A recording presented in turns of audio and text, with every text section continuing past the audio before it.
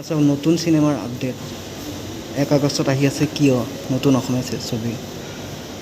পৰিচালনা চিত্ৰনাট্য আৰু সংগীত অপৰূপ আগৰৱালা জুবি চিনেমাটোগ্ৰাফী সুমন দুৱৰা আৰু এতিয়া বৰ্তমান চলি আছে ৰুদ্ৰ খুব ভাল চলি আছে বৰ্তমান আপোনালোকে চাব পাৰে আৰু লগতে মালামাল বইজ খুব বঢ়িয়া চিনেমা ছাকচেছফুলি চলি আছে গতিকে আহক আৰু লগতে ছুপাৰমেন মুভিও আহিছে 3Dত চাব পাৰিব আপোনালোকে বেলতলত তো অনুগ্ৰহ কৰি আমাৰ চেনেলটো চাই থাকিব আমাৰ ভিডিঅ'বিলাক চাই থাকিব কমেণ্ট কৰিব লাইক কৰিব ডিটেইলছ আপডেটৰ কাৰণে নতুন আপডেটৰ কাৰণে